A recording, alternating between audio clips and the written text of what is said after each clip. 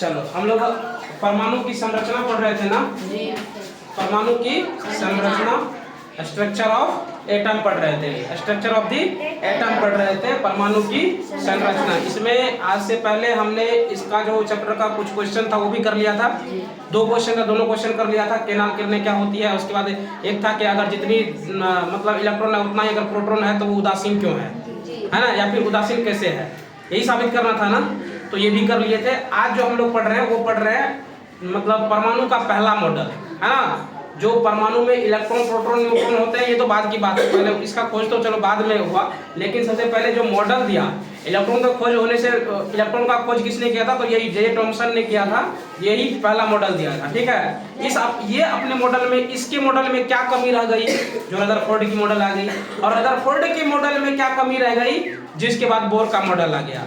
ठीक है, आगे भी तुमको पढ़ने के लिए सब डिटेल्स में, लेकिन पहले हम लोग थॉमसन का परमाणु मॉडल समझ लेते हैं कि इसमें हम लोगों को क्या क्या है। ठीक है, और इसमें क्या क्या दिक्कत आई थी इसको हम लोग अगले क्लास में कवर करेंगे। ठीक है, फिलहाल आज हम लोग ये समझते हैं कि जे थॉमसन का परमाणु मॉडल क्या था।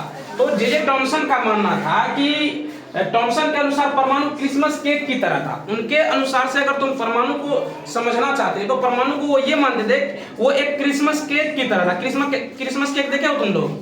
नहीं देखे हो ना, तो कभी मौका मिलेगा, जैसे हम लोग केक मंगाते हैं ना, लगभग उसी प्रकार से होता है। तो वो उनका मानना था कि जो परमाणु होते हैं ना वो क्रिसमस केक की तरह होते हैं। अब क्रिसमस केक में इलेक्ट्रॉन का क्या मतलब, इलेक्ट्रॉन वो किसको मानते थे, तो इसमें देखो बताया है कि इनके अनुसार परमाणु एक धनावेशित गोला था। परमाणु क्या था? एक धनावेशित गोला था, जिसमें क्या था, इलेक्ट्रॉन क्रिसमस केक में लगे सूखे मेवों की तरह था। इनके अनुसार में जो केक में सूखा मेवा लगा रहता है ऊपर से, उनकी तरह उनका क्या था, ये इलेक्ट्रॉन था। इलेक्ट्रॉन क्रिसमस केक में लगे सूखे मेवों की तरह था। समझ में आ गया ना? क्रिसमस केक को उसने क्या माना? परमाणु माना। और उसमें ऊपर से जो मेवा लगा हुआ था उसको क्या माना उन्होंने? उसको क्या माना उन्होंने? इलेक्ट्रॉन माना, है ना। अब इसको एक दूसरे एग्जांपल से हम लोग समझने की कोशिश करते हैं। अब क्या कह रहा था उन्होंने, क्या बोला कि आप एक तरबूज ले लीजिए, है ना। तरबूज में क्या होता है, इसमें हम तरबूज का उदाहरण भी ले सकते हैं, जिसके अनुसार परमाणु में धन आवेश तरबूज के खाने वाले लाल भाग की तरह बिखरा है, जबकि इलेक्ट्रॉन धनावेशित गोले में तरबूज के बीज की भांति धसे हैं। मतलब जो धनावेशित गोला था वो किसको माना? तरबूज के जो लाल भाग होते हैं उसको क्या माना? धनावेशित गोला माना। और उसमें जो धसे काले बीज थे उनको उन्होंने क्या माना? इलेक्ट्रॉन माना। क्या माना? इलेक्ट्रॉन। तो उनका परमाणु मॉडल लगभग कुछ इसी प्रकार से था। नॉर्मल भाषा में समझने के लिए ये समझ में आ गया होगा। आगे बढ़े तो थॉमसन के बारे में एक छोटी सी चीज जान लो कि थॉमसन क्या थे, एक ब्रिटिश भौतिक शास्त्री थे। इनको नोबेल पुरस्कार जो मिला था वो इलेक्ट्रॉन की खोज करने के वजह से मिला था। ठीक है, इलेक्ट्रॉन की खोज जब इन्होंने की तब इनको क्या मिला? एक नोबेल पुरस्कार मिला।